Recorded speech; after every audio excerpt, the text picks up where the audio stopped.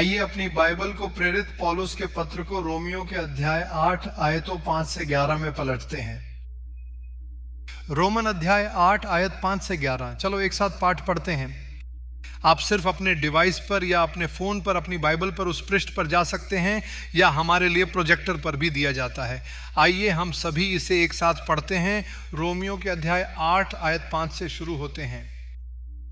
जो लोग शरीर के अनुसार जीवित रहते हैं वे शरीर की वस्तुओं पर ध्यान देते हैं, पर आत्मा के अनुसार जीवित रहने वाले आत्मा की चीजों पर ध्यान देते हैं। क्योंकि शारीरिक मन मृत्यु है, परंतु आध्यात्मिक मन जीवन और शांति है। क्योंकि शारीरिक मन परमेश्वर के विरुद्ध दुश्मनी है, क्योंकि यह परमेश्वर के कानून के अधीन नहीं है और न ही ऐसा हो सकता है। अतः जो लोग शरीर में हैं वे परमेश्वर को खुश नहीं कर सकते। परंतु तुम शरीर में नहीं बल्कि आत्मा में हो, यदि वास्तव में परमेश्वर की आत्मा तुम्हारे अंदर रहती है। अब यदि किसी के पास मसीह की आत्मा नहीं है तो वह उसका नहीं है, और यदि मसीह तुम्हारे अंदर है तो पाप के कारण शरीर मर जाता है, परंतु धर्म के कारण आत्मा जीवन है। परंतु यदि उसकी आत्मा जिसने मृतकों में से यीशु को उठाया वह तुम्हारे अंदर रहता है, तो उसने मसीह को मृतकों में से उठाया, वह भी अपनी आत्मा के माध्यम से तुम्हारे मनुष्य शरीर को जीवित करेगा जो तुम्हारे अंदर रहता है। पिता, आपके वचन के लिए धन्यवाद। हम प्रार्थना करते हैं कि आप इन शब्दों को आशीर्वाद दें और हमें सीखने में सहायता करें। हम यीशु के शक्तिशाली नाम से प्रार्थना करते हैं, आमीन। कृपया आज सुबह बैठें। हम रोमन अध्याय 8 आयत 1 पर आधारित एक आत्मा के नेतृत्व वाले जीवन के बारे में ध्यान करने जा रहे हैं। ये वो विषय है जिस पर हमने चर्चा की है। शायद आपने आज सुबह अपने व्यक्तिगत जीवन में इतने अलग अलग समय के बारे में सोचा हो। परमेश्वर हमसे बात करना चाहता है और स्पष्टता लाना चाहता है ताकि हम पवित्र आत्मा के नेतृत्व में प्रभु के साथ करीब चल सकें। रोमियो के अध्याय 8 आयत में कहा गया है कि अब उन लोगों की कोई निंदा नहीं है जो मसीह यीशु में हैं, जो शरीर के अनुसार नहीं बल्कि आत्मा के अनुसार चलते हैं। जो शरीर के अनुसार नहीं बल्कि आत्मा के अनुसार चलते हैं। हम हमेशा अपनी यात्रा के निर्णायक मोड़ पर आते हैं। हमें निर्णय लेना होता है। हम ये निर्णय कैसे लेते हैं कि दाईं ओर कांटा लेना है या बाईं ओर कांटा लेना है, और यही लोगों का सबसे बड़ा सवाल है। बहुत से लोग जो मसीह में हैं हमेशा इस सवाल से संघर्ष करते हैं, मैं कैसे फैसला करूं कि मेरे लिए सही दिशा क्या है। क्या भगवान मुझसे बात करते हैं? क्या मैं विश्वास कर सकता हूं कि यह पवित्र आत्मा वास्तव में मुझे छोड़ देगी, और मैं उसकी आवाज कैसे सुनता हूं? और यही सवाल हमारे जीवन में हमेशा चल रहा है। लेकिन अच्छी खबर यह है कि पवित्र आत्मा अभी भी हमारे जीवन में सक्रिय है, प्रत्येक विश्वासी के जीवन में। जब आप प्रभु यीशु मसीह को स्वीकार करते हैं तो प्रभु को हल्लेलुया है। परमेश्वर की आत्मा आती है और वह हमारे अंदर रहती है, क्योंकि यही प्रभु का वादा है। और यही कारण है कि पौल बहुत साहसपूर्वक कह रहा है कि जिसके पास परमेश्वर की आत्मा नहीं है वह उसका बिल्कुल नहीं है। यदि आपने वास्तव में भगवान यीशु मसीह को स्वीकार किया है, यदि आपके जीवन में एक सच्चा पश्चाताप था, यदि आपने भगवान यीशु मसीह को अपने जीवन का भगवान बनने के लिए आमंत्रित किया है, तो पवित्र आत्मा आप पर आती है और वह आप में रहती है। जब यीशु मसीह योर्दन नदी में बपतिस्मा लेने गया, जब वह बाहर निकला क्योंकि वह प्रभु की आज्ञा का पालन कर रहा था, तो बाइबल कहती है कि पवित्र आत्मा उस पर आई, जो उस पर आराम करने के लिए एक डाव की तरह आई। जब वही यीशु मसीह हमारे जीवन में है और परमेश्वर का मेमना हमारे जीवन में है, तो पवित्र आत्मा का वही दावा हमारे ऊपर रहता है और वह हमें छोड़ देता है, और वह हमारे सभी वादों में हमें नेतृत्व करने के लिए वफादार है। हम पहले थिस्सलुनीकियों 5 के 23 को जानते हैं। बाइबल कहती है कि अब शांति का देवता खुद तुम्हें पूरी तरह से पवित्र करे, और हमारे प्रभु यीशु मसीह के आने पर तुम्हारी सारी आत्मा और शरीर का पीछा निर्दोष हो जाए। बाइबल अपने बारे में 3 अलग अलग अनुभागों या 3 अलग अलग विभागों के रूप में बात करती है। ये आत्मा और शरीर के बारे में बात करता है। शरीर कुछ ऐसा है जिसे हम सभी देख सकते हैं। ये हम कंप्यूटर शब्दावली में कह सकते हैं। हम कह सकते हैं कि यह हार्डवेयर है। हम देख सकते हैं और ले सकते हैं और महसूस कर सकते हैं। वह हमारे हाथ और हमारा शरीर, पूरा शरीर शारीरिक शरीर है। यही वह शरीर है जिसे हम पूरी तरह से समझते हैं। लेकिन हमारे भीतर 2 अतिरिक्त खंड या घटक हैं जिनके बारे में बाइबल बात कर रही है। यही आत्मा और आत्मा की आत्मा है। आत्मा वह जगह है जहां पवित्र आत्मा हमारे साथ काम करती है, और यही वह है जो हमारे जीवन में प्रभु यीशु मसीह और प्रभु भगवान के संचार के लिए खुला है। और आत्मा वह जगह है जहां हमारे पास भावनाओं और हमारी इच्छा और हमारी इच्छाओं की सीट है, और यह सब हमारी आत्मा में है। मन आत्मा में है, हमारी निर्णय शक्ति, हमारी भावनाएं आत्मा में हैं। परंतु आत्मा हमारे पापों के कारण मर जाती है और पवित्र आत्मा के आने पर जीवित होती है। हल्लेलूया यहोवा के लिए। अब जब पवित्र आत्मा हमारे अंदर आती है तो हमें एक ऐसा जीवन प्राप्त करने में सक्षम होने की आवश्यकता है जो पवित्र आत्मा की इस आवाज के अनुसार प्रदान किया जाता है, और यही वह आशीर्वाद है जिसे आत्मा नेतृत्व वाले जीवन कहा जाता है। आज सुबह हमारे सामने सवाल यह है कि क्या आप आत्मा का नेतृत्व करते हैं? क्या आप आत्मा का नेतृत्व करते हैं? हम इस बारे में हर समय एक से अधिक बार सोचते हैं। बाइबल दूसरे कुरिन्थियों के अध्याय 4 आयत 16 में कहती है, पौलुस कहता है कि इसलिए हम निराश नहीं होते हैं, भले ही हमारा बाहरी मनुष्य नाश हो रहा है, फिर भी अंदरूनी मनुष्य दिन प्रतिदिन नवीनीकृत हो रहा है। वह यहाँ इंसान के बारे में बात कर रहा है, एक आदमी जो बाहरी या बाहरी आदमी पर है और फिर अंदर आदमी है। आंतरिक मनुष्य आत्मा और आत्मा का एक हिस्सा है, और यही हम समझने जा रहे हैं। अब हमें यह जानना होगा कि आत्मा की विशेषताएं क्या हैं और आत्मा की विशेषताएं क्या हैं, और हम वास्तव में कैसे समझते हैं जब हमारी आत्मा अमेरिका से बोलती है और जब हमारी आत्मा हमसे बोलती है, जब पवित्र आत्मा हमसे बोलती है और आत्मा के माध्यम से हमारे साथ व्यवहार करती है, और हमारी आत्मा हमारी भावनाओं, हमारे तर्क द्वारा, हमारी इच्छाओं द्वारा कई बार निर्णय ले रही है। और हम इसका अंतर कैसे करते हैं? हम आत्मा नेतृत्व वाले जीवन को कैसे समर्पित करते हैं? बाइबल रोमन अध्याय 8 आयत 5 और 7 और 8 या शिमाप कुरिन्थियों अध्याय 2 आयत 14 में कहती है, 3 अलग अलग तरीके कि हम यह पता लगा सकते हैं कि आत्मा का नेतृत्व या आत्मा द्वारा कैसे किया जाना है। रोमन अध्याय 8 आयत 5 आप देखते हैं कि बाइबल उन लोगों के लिए कहती है जो मांस के अनुसार जीते हैं, वे मांस की चीज़ों पर अपना मन सेट करते हैं, लेकिन वे जो आत्मा के अनुसार जीते हैं, आत्मा की चीज़।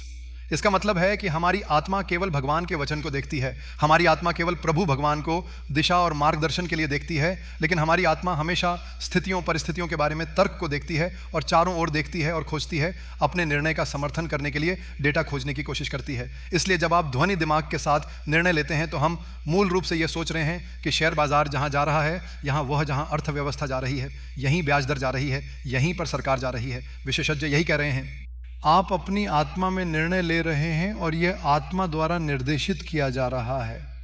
यह हमेशा गलत नहीं होता, क्योंकि भगवान ने आपको काम करने के लिए मन दिया है। जब भगवान हमसे किसी विशेष बात पर बात नहीं कर रहा है तो हमें अपने विचारों को भगवान के वचन के अनुसार फिल्टर करना और निर्णय लेना होगा। और यही कारण है कि भगवान ने हमें एक ऐसा मन दिया है जिसके बारे में भगवान ने हमें एक ध्वनि मन दिया है जिस पर हम निर्णय ले सकते हैं। और हमेशा मन पर निर्णय लेना गलत नहीं है, क्योंकि हम हमेशा तर्क और स्थितियों को देखते हैं।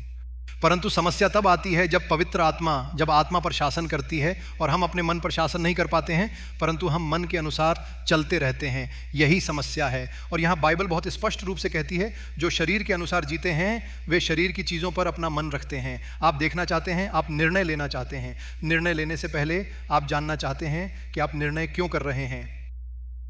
अक्सर आत्मा में निर्णय लेने का कोई कारण नहीं होता है। आप नहीं जानते कि आप निर्णय क्यों लेते हैं। कभी कभी लगता है कि यह गलत है या सही, और कई बार आप मन में आने वाले विचारों द्वारा नेतृत्व किया जाता है, क्योंकि हम आत्मा का नेतृत्व करते हैं। लेकिन अक्सर हम निष्पादित नहीं करते, क्योंकि हम एक सहायक दस्तावेज की तलाश में होते हैं। भगवान कहते हैं कि उठो और जाओ। हम हमेशा ऐसा नहीं करते, क्योंकि हम ये कहना चाहते हैं कि क्यों, हे भगवान उसके बाद मुझे दिखाओ। हमारे बच्चे हैं, वे कहते हैं कि आग को मत छुओ।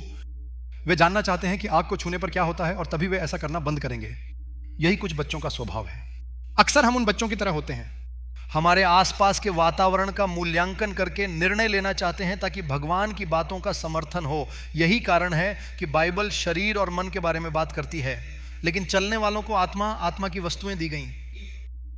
रोमियो के अध्याय 8 या 7 कहते हैं कि शारीरिक मन परमेश्वर के खिलाफ दुश्मनी है, क्योंकि यह परमेश्वर के कानून के अधीन नहीं है और न ही वास्तव में हो सकता है। अक्सर हम सिर्फ निर्णय लेते हैं, हम प्रभु के कानून के अधीन नहीं हैं। हमें लगता है कि हम सही हैं, हम सोचते हैं कि हम सही निर्णय ले रहे हैं, और हम सिर्फ खुद से या अपने स्वयं के विश्वासों या अपने अनुभवों या अपनी शिक्षा या हमारे संबंधों से परहेज होना चाहते हैं। और वे सभी चीज़ें आत्मा और हमारे जीवन के मन को ऊपर उठाने के लिए आ रही हैं, और हमें इसके बारे में बहुत जागरूक रहने की आवश्यकता है।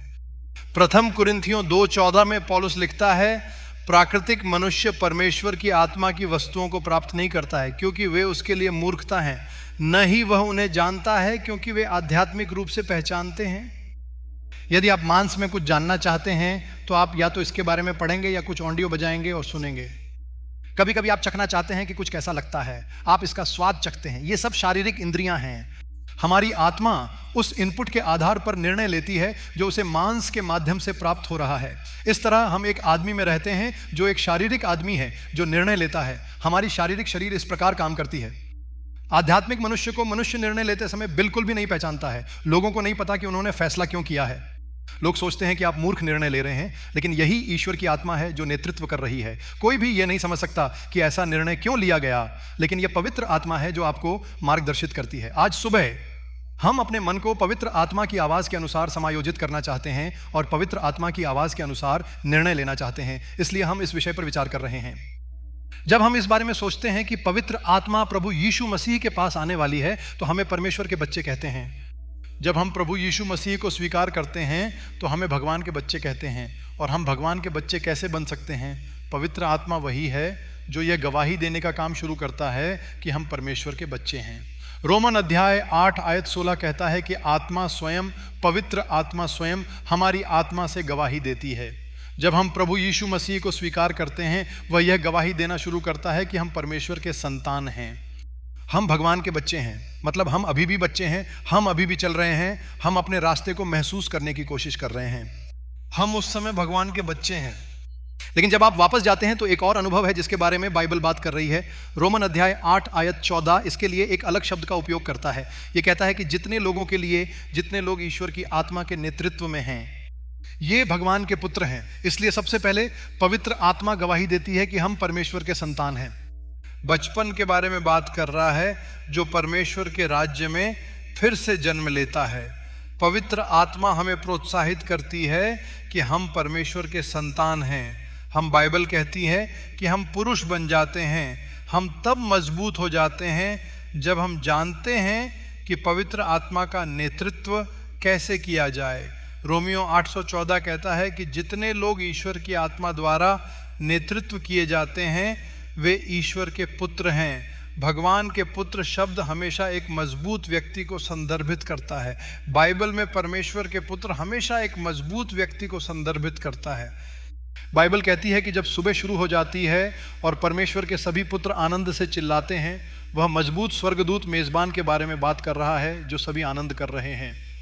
आप और मैं परमेश्वर के पुत्र और बेटियां बन जाते हैं जो मसीह में अधिक परिपक्व हो जाते हैं जब हमें पवित्र आत्मा द्वारा नेतृत्व किया जाता है। जब हम प्रभु यीशु मसीह को स्वीकार करते हैं तो हम शिशु, नवजात बच्चे बन जाते हैं। आज परमेश्वर जो खोज रहा है वह परमेश्वर के पुत्र हैं जो प्रभु की उपस्थिति में चलने में मजबूत हैं। पौलुस रोमियो के अध्याय 8 आयत 19 को देख के क्या पूरी मानवता, पूरी सृष्टि किस प्रकार के खुलासे का इंतजार कर रही है और जंबाई कर रही है परमेश्वर के पुत्रों को प्रकट करने के लिए। वह लोगों को पवित्र आत्मा द्वारा नेतृत्व की इस शक्ति से दिया जाने का इंतजार कर रहा है। वह उन लोगों की तलाश कर रहा है जिन्हें पवित्र आत्मा द्वारा सूचित किया जाएगा। पूरी सृष्टि ईश्वर के पुत्रों के प्रकाशन का इंतजार कर रही है। भगवान हमें आत्मा के अनुसार चलने और वहां चलने में सक्षम होने का अनुग्रह देता है। मैं सिर्फ आपको पुराने वसीयत से 4 उदाहरण बताना चाहता हूं कि कैसे किसी को अपने मन की कार्डिनैलिटी द्वारा नेतृत्व किया जा सकता है। और उनका नेतृत्व आत्मा द्वारा नहीं किया जा रहा है, बल्कि उनकी आत्मा द्वारा किया जा रहा है, आत्मा द्वारा निर्देशित किया जा रहा है। और देखें कि क्या होता है। उत्पत्ति अध्याय 21 जब हम देखते हैं कि हागर के बारे में, विशेष रूप से 15 या 16 के बारे में एक घटना है। तुम देखो, अब इब्राहिम उठ गया और उसने हागर को दूर भेजा, क्योंकि सारा खुश नहीं था कि इब्राहिम का पुत्र इस्माइल इसहाक का मजाक उड़ा रहा था और उसका मजाक उड़ा रहा था। इसलिए अब इब्राहिम उठकर हागर को छोटे बच्चे के साथ जाने के लिए भेजा और वह छोटे बच्चे के साथ जंगल में चल रही थी। उसके पास सिर्फ पानी की एक बोतल है, लेकिन पानी खर्च हो गया है और अब वह एक स्थिति में है। अब वह स्थिति उसके दिमाग को खा रही है। सब भर में वह बस एक जंगल की तरह दिखती है, मील और मील के जंगल में। उसके सामने वह कुछ और के बारे में सोचने में सक्षम नहीं थी, लेकिन यह सिर्फ एक बात थी जो उसके दिमाग में थी। वह क्या था? मेरा बच्चा मरने वाला है, मेरा बच्चा मरने वाला है। इसलिए यही एकमात्र चीज थी जो उसके दिमाग में थी और वह कह रही थी कि मैं अपने बच्चे को मरते हुए बिल्कुल नहीं देखूंगा। इसलिए वह कहती है, और त्वचा में पानी खत्म हो गया और उसने लड़के को झाड़ियों में से एक के नीचे रखा। फिर वह चली गई और उसके सामने लगभग 1 धनुष की दूरी पर बैठ गई, क्योंकि उसने खुद से कहा मुझे उस लड़के की मृत्यु को न देखने दो। इसीलिए वह उसके सामने बैठी और अपनी आवाज उठाई और वह उससे दूर हो गई, उसने उसे देखने से इनकार कर दिया। आप और मैं कई बार ऐसे चलते हैं, हम कहते हैं कि मैं इस तरह नहीं सोचूंगा, मैं इस विशेष स्थिति को इस तरह से नहीं देखूंगा, लेकिन आत्मा का नेतृत्व करने के बजाय हम समस्याओं पर रहते हैं, समस्याओं पर रहते हैं। वह हमेशा वह केवल यह सोचने में सक्षम थी कि मेरा बेटा मरने वाला है, मेरा बच्चा मरने वाला है। वह लड़के की मृत्यु के बारे में सोचने से अपने मन को मुक्त नहीं कर सकी, और यही बिल्कुल कार्डिनल माइंडेड होने का अनुभव है। जब परमेश्वर कुछ कह रहा है तो हमारी आत्मा तुरंत परमेश्वर के वचन की ओर देखती है। कहो, परमेश्वर का वचन क्या कहता है? एक पुरुष और एक स्त्री जिसकी आत्मा नेतृत्व करती है, तुरंत परमेश्वर के वचन को देखेगा और परमेश्वर के वचन को वादा के रूप में प्रकाशित करेगा। वहां एक पल है, हम कुछ देखते हैं कि हम गूगल पर खोज जाते हैं और कहते हैं, ओह, इसका मतलब है कि मुझे एक भयानक बीमारी है, मैं बिल्कुल भी ठीक नहीं होने जा रहा हूं। ये वही है जो मन कहता है, कि डेटा कहता है, तर्क कहता है, एल्गोरिथम कहता है, कि आसपास का कहना है कि मेरे साथ कुछ बुरा होने वाला है और हम इससे बाहर नहीं आ सकते हैं। आत्मा का नेतृत्व वाला मन कहता है, मैं यह घोषणा करता हूं कि मैं मसीह में पूरा हुआ हूं, मैं मर नहीं जाऊंगा, प्रभु के वचन की घोषणा करूंगा। यही आत्मा के नेतृत्व का जीवन है। और हागर ने देखा कि वह ऐसा बिल्कुल नहीं कर सकती। उसने अपना दिमाग दूर कर दिया, उसने अपने शरीर को लड़के से शारीरिक रूप से दूर कर दिया ताकि वह उसे मरते नहीं देखे, लेकिन वह अपने दिमाग के सभी विचारों से छुटकारा नहीं पा सका। यह उसके भीतर जम्बाई कर रहा था कि मेरा बेटा मरने वाला है, मैं नहीं देखूंगा कि मेरा बेटा मरने वाला है, मैं नहीं देखूंगा, यहाँ पानी नहीं है। बस इतना ही था। उसके पास जो आंकड़ा था वह सत्य था कि यह मेरा जंगल था, वहाँ पानी नहीं है। बच्चा पानी के बिना जीवित नहीं रह सकता। ये सारे आंकड़े, ये सारे तथ्य सच थे, सब तर्क सच था, लेकिन भगवान की योजना अलग थी। तब प्रभु का दूत आया और उसकी आंखें खोलकर आध्यात्मिक आंखें उसके लिए खोली गईं, और उसने वहां पानी का एक कुएं देखा। बेरशेबा वह जगह थी जिस स्थान पर भार का जीवित पानी था, जिसे एक धाराओं के रूप में रखा गया था। जिस तरह वह वहां जाकर सूर्य को पानी देने में सक्षम थी और वह प्रभु को हल्लेलूया जीने में सक्षम था। आप और मैं अक्सर हमारे दिमाग से नेतृत्व करते हैं, और हम हमेशा इतने नकारात्मक दिमाग से नकारात्मक बात करते हैं और नकारात्मक रूप से कबूल करते हैं, और उस संवाद और डेटा का उपयोग करते हुए हमेशा हमारे जीवन में अभिशाप लाने के लिए एक ही बात कहते रहते हैं, और यह आध्यात्मिक जीवन नहीं है। हमें भगवान से पूछना होगा, भगवान मेरी मदद करें, हे भगवान आत्मात्मिक सोच के बंधन से अलग होने के लिए तोड़ दिया जाए, और आज सुबह आध्यात्मिक सोच के लिए भगवान की पेशकश करने में मेरी मदद करें। मैं आत्मा द्वारा नेतृत्व किया जाना चाहता हूं, मुझे आत्मा द्वारा नेतृत्वित होना पसंद है। आमीन। दूसरा उदाहरण जो हम देखते हैं वह एक और आदमी है जो भगवान का आदमी था और भगवान का महान आदमी था, फिर भी वह कुछ समय में एक विचारधारा वाला कार्डिनली था। वह दूसरे शमूएल अध्याय 44 में राजा डेविड है। आप डेविड एक्शन के बारे में देखते हैं, विशेष रूप से दूसरे शमूएल अध्याय 44 बनाम 2 और 9। मैं सिर्फ हमें यह समझने के लिए ध्यान केंद्रित करना चाहता हूं कि डेविड का यह दिमाग कैसे बदल गया था। अब डेविड को राजा बनाया गया जब वह कोई नहीं था। जब वह चरवाहा था तो भगवान ने उसे राजा बनाया। परमेश्वर ने भविष्यद्वक्ता शमूएल को भेजा और उसे लाया, अभिषेक किया, और वह राजा बन गया। और फिर कई वर्षों के बाद वह संघर्ष कर रहा था और वह सॉल पर हाथ नहीं रखता था, हालांकि सॉल उसके खिलाफ था और अपने बुराई में सभी घृणित चीजें कर रहा था, और यह सब हो रहा था। लेकिन डेविड ने कुछ नहीं किया। वह उन सभी क्षेत्रों में आध्यात्मिक रूप से विचारधारा रखता था। वास्तव में जब उसके लिए संभवतः सॉल को मारने का अवसर आया तो अभिशाई कह रहे थे कि उसे मार डालें। यह एक शानदार अवसर है। उसकी आत्मा कहती होगी, हाँ करो। यह वह समय है जब भगवान आपको ऐसा करने के लिए कहते हैं। परंतु उस समय उसकी आत्मा से उसका पहला विचार नहीं होता, लेकिन वह आध्यात्मिक रूप से दिलचस्प था। वह कहता है कि प्रभु के अभिषिक्त को मारने के बाद कौन अपराध के बिना चलेगा, और वह ऐसे ही था। लेकिन फिर भी कमजोरी का एक पल जब वह शारीरिक रूप से विचारशील होने लगा और वह राजा बन गया और सब कुछ पूरा हो गया और पूरा इस्राएल उसकी सेवा कर रहा था। और वह सोचने लगा कि क्या हुआ। और वह यह नहीं है कि यहूदा सबसे बड़ा जनजाति है, मैं यहूदा के जनजाति से हूं और अन्य सब लोग वहां हैं। कभी कभी लोग मुझसे दूर चले जाते हैं, इसलिए मुझे इजराइल के लोगों की गिनती करने की ज़रूरत है। दूसरे शमूएल अध्याय 24 आयत 1 और 2 में आज्ञा दी गई, जब शैतान आया और उसे उकसाया, वह अपने मन में असुरक्षित महसूस करने लगा। यह सही नहीं है। आप हमेशा के लिए राजा नहीं बन सकते, क्योंकि दूसरे लोग आपके खिलाफ आएंगे, आपको कुछ करना होगा। वह खुद को इस बात से सुरक्षित रखना चाहता था कि वह कैसे पूरी तरह से सहमति से विचार करता है। वह नौकरी को वापस जाकर गिनने के लिए कह रहा था। और हर बार यदि आप इजराइल के प्रकार में लोगों की संख्या को देखते हैं, यदि आप जाते हैं तो कई जगह हैं जिन्हें आप देख सकते हैं कि प्रत्येक जनजाति के कितने लोग लिखे जाते हैं और दर्ज किए जाते हैं।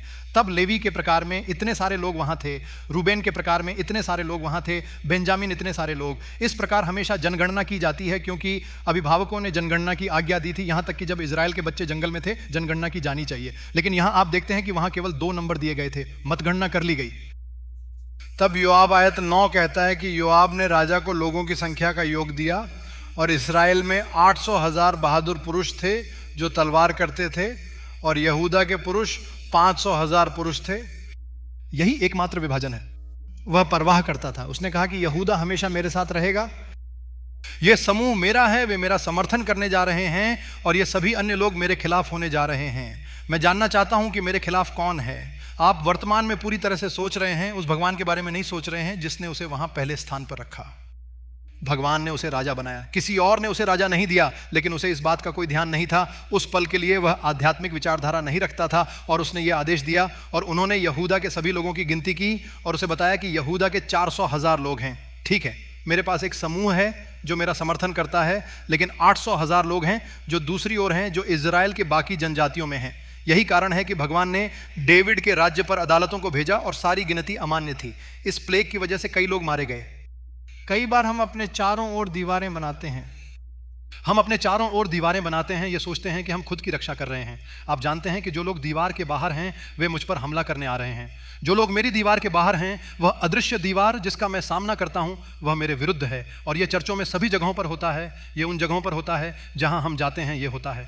हम पद पर जाते हैं, ऐसा अक्सर होता है जब हम सोचते हैं कि वह मेरे खिलाफ है, वह मेरे खिलाफ है, वह मेरे खिलाफ राजनीति कर रहा है। हर बार जब हम उस गति से गुजरते हैं तो हम ये सब अपने दिमाग में निहित रूप से करते हैं। सावधान रहें कि आप हर बार कार्डिनली माइंडल किए जा रहे हैं, इसका ध्यान रखा जा रहा है। अगर डेविड ने बात की, उस समय रुक गया और भगवान से पूछा, भगवान वास्तव में क्या हो रहा है, मुझे क्या करना चाहिए, परमेश्वर बदल जाएगा और राज्य यहूदा और इजराइल के बाकी हिस्सों में कभी फिट नहीं होता। उनके बेटों के दिन ठीक थे और उनके पोते के दिन बिल्कुल सही नहीं थे।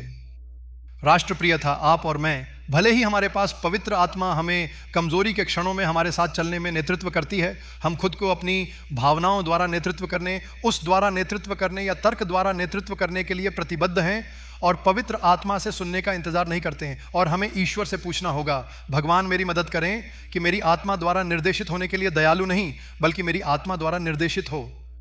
तीसरा उदाहरण हम देखते हैं, एक और आदमी पीटर है।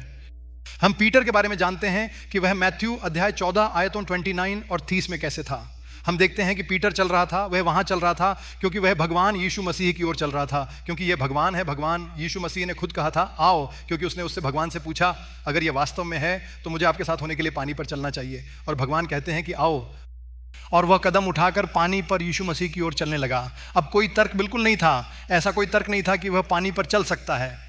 मुझे याद है कि जब हमारे बच्चे बड़े हो रहे थे, ये व्यापक रूप से कोयोट वीडियो, आप जानते हैं ये सभी कार्टून जो उनके पास हैं, मुझे नहीं पता कि आपने कितने देखे हैं, वह हमेशा हमला करने की कोशिश करता है और अंत में गिरता है।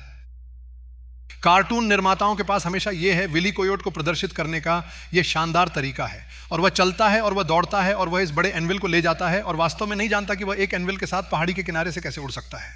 कुछ समय उड़ान भरने के बाद उसे एहसास होता है कि उसके हाथ में एक एनविल है और वह गिर जाता है और वह मर जाता है। और यहीं पर कार्टून जाती है। अब पीटर बिल्कुल वैसा ही था, वह पानी पर नहीं चल रहा था, उसका कोई तर्क नहीं था कि वह पानी पर चल सकता है। परंतु यीशु आया और वह आया। यह फैसला कैसे लिया गया? यह उसके मन की शरीर से नहीं बनाया गया था। यह कोई फैसला नहीं था क्योंकि वह क्या कर सकता है, यह किसी अन्य तरीके से नहीं बनाया गया था, लेकिन उसके आध्यात्मिक विचारधारा की वजह से वह चलने लगा। लेकिन फिर उसने चारों ओर देखा और देखा कि हवाएं हलचल रही थीं, लहरें आ रही थीं, और फिर वह डरने लगा। अब उसका तर्क आध्यात्मिक मन पर कब्जा करने के लिए आया। तर्क आया, कहा कि आप कैसे चल सकते हैं, और वह तुरंत नीचे चला गया। यहां भगवान के लिए नरक प्रिय, हम उस स्थिति को इस प्रकार देखते हैं। हाँ, हालात और भी बदतर हो सकते हैं, लेकिन हमें विश्वास करना पड़ा कि पवित्र आत्मा के पास हमारे लिए इससे ज्यादा शक्तिशाली कुछ है। और अंतिम उदाहरण जो मैं साझा करना चाहता हूं वह भी पीटर के बारे में है। मार्क अध्याय 8 आयत 31 से 33 में यीशु अपने सभी शिष्यों से पूछ रहा था, आप कौन कहते हैं कि मैं हूं?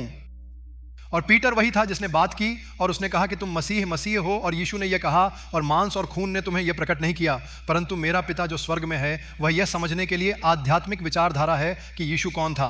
वह समझता था कि भगवान यीशु मसीह की पहचान क्या थी। वह इसे स्पष्ट रूप से समझने में सक्षम था। उसके तुरंत बाद यीशु ने कहा कि मुझे क्रूस पर चढ़ाया जाएगा, मुझे अन्य जातियों को सौंप दिया जाएगा और वे मुझे मार डालेंगे। 3 दिन बाद मैं पुनर्जीवित हो जाऊंगा। और पीटर अब पूरी तरह से मांस में था और वह कहना शुरू कर दिया, नहीं नहीं नहीं, मैंने सिर्फ कहा कि आप एक मसीहा हैं, आप मर नहीं सकते। तुम मसीहा हो, आप नहीं कर सकते, क्योंकि यदि आप मसीहा हैं तो आप मसीहा की मेरी परिभाषा हैं, आप मसीहा की मेरी परिभाषा हैं। ठीक इस दुनिया में आपको जीना होगा अपनी योजनाओं, मेरी योजनाओं के अनुसार नहीं। और उसने यीशु को दोषी ठहराने लगा कि उसने उसे अकेला ले लिया, और उसने उसे दोषी ठहराने लगा यह कहकर कि नहीं, ऐसा तुम्हारे साथ नहीं होगा।